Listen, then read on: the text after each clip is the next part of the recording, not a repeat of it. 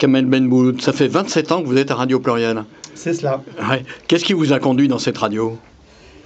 Je suis arrivé à Lyon en tant qu'étudiant et je ne sais pas, j'ai eu un appel de mes origines parce que je viens du Beaujolais où il n'y avait rien du tout sur... Enfin, au départ, non, vous venez du pays berbère quand même. Voilà, du pays berbère en 84, ne parlant pas un seul mot de français. Et j'ai fait des études, je me suis vraiment mis à fond dedans et j'ai voulu devenir professeur d'anglais. Et je suis rentré à l'université, j'ai quitté Villefranche, je suis venu à Lyon en 95. Et c'est là que j'ai trouvé qu'il y avait des associations culturelles berbères et même des radios, dont Radio Pluriel, qui avait une émission le vendredi soir qui s'appelait Patrimoine et Traditions, animée par un certain Mohand Amaloul. Et j'ai décidé d'écouter cette émission et ensuite on a sympathisé et je suis rentré comme chroniqueur en 96. Et depuis, j'ai pris petit à petit ma place, d'abord en tant que chroniqueur, et ensuite animateur remplaçant, et ensuite animateur à 100% d'une autre émission qui était le samedi soir et qui est passée au dimanche. Et je l'anime aujourd'hui depuis tout seul, depuis 2010 exactement, 13 ans, donc tout seul. Et l'émission s'appelle La Kabylie en fête. C'est la plus ancienne émission radio berbère de France, non-stop depuis 37 ans. Est-ce qu'on sent qu'il y a un public? Oui. Vous avez un retour des auditeurs? Oui, on a un retour des auditeurs, au-delà des enquêtes médiamétriques qui sont commandées par Radio Pluriel une fois par an. On a des retours sur l'écoute Internet aujourd'hui, grâce à ça, les réseaux sociaux. Et franchement, nous avons des auditeurs un peu partout dans le monde. Partout où il y a des berbères, ils aiment écouter cette émission parce qu'elle a un ton vraiment ouvert sur le monde, pas un ton de commercial ou politique ou autre, non, c'est vraiment de l'ouverture avec des musiques ouvertes sur le monde pour créer des passerelles entre les cultures, parce que dans les musiques berbères, il y en a aussi qui font du rock, qui font du reggae, qui font du rap, qui font de la pop, des choses comme ça. Donc on essaye de tisser des liens, surtout maintenant avec les technologies de l'Internet. Donc ces liens sont faciles à tisser grâce à toutes ces technologies.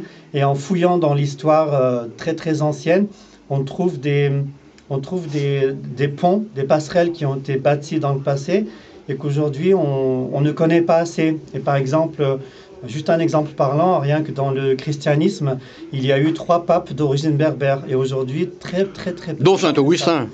Saint-Augustin, lui, il était donc évêque et philosophe précurseur, donc un des précurseurs de la philosophie chrétienne. Mais avant lui, il y a eu 3 papes d'origine berbère, donc même 2 parce qu'il y en a un qui est venu après, Miltiade, Victor Ier et Saint Gélase Ier, qui a d'ailleurs créé la Saint-Valentin et la Chandeleur. Et aujourd'hui, très peu de gens le savent. Il y a eu des empereurs romains, il y a eu beaucoup de mélanges qui se sont faits avec l'Occident, avec l'Orient là-bas, l'Afrique du Nord, et très peu de gens le savent, donc c'est notre rôle. On le disait tout à l'heure avec les collègues de Radio Pluriel, les radios associatives, elles ont ce rôle d'éducation populaire. Donc si on peut essayer de tisser un tout petit peu de ces passerelles-là, eh ben on a réussi notre mission. Si on vous dit que vous êtes le représentant de la diversité dans cette radio de banlieue de l'Est lyonnais, vous dites quoi? Ça vous semble péjoratif? Qu'est-ce que vous dites?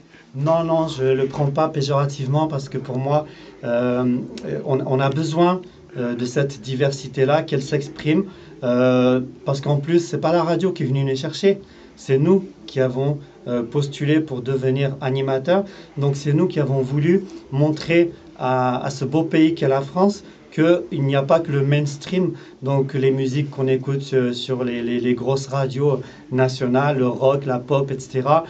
Toujours anglais, espagnol, français, voilà, de temps en temps un peu d'italien. Il y a aussi d'autres musiques, et pas forcément étrangères, hein. Ça peut être des musiques bretonnes, des musiques alsaciennes qui ne sont pas assez connues.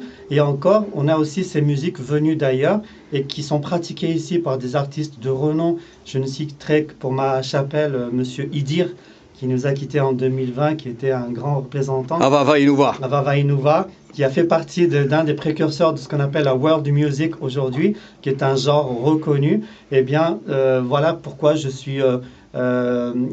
j'accepte ce mot de la diversité dans ce sens-là, une diversité active qui montre qu'en France, on peut vivre chacun en étant fier d'être français, d'avoir cette culture française, mais aussi d'avoir cette richesse, d'avoir un autre horizon d'où l'on vient.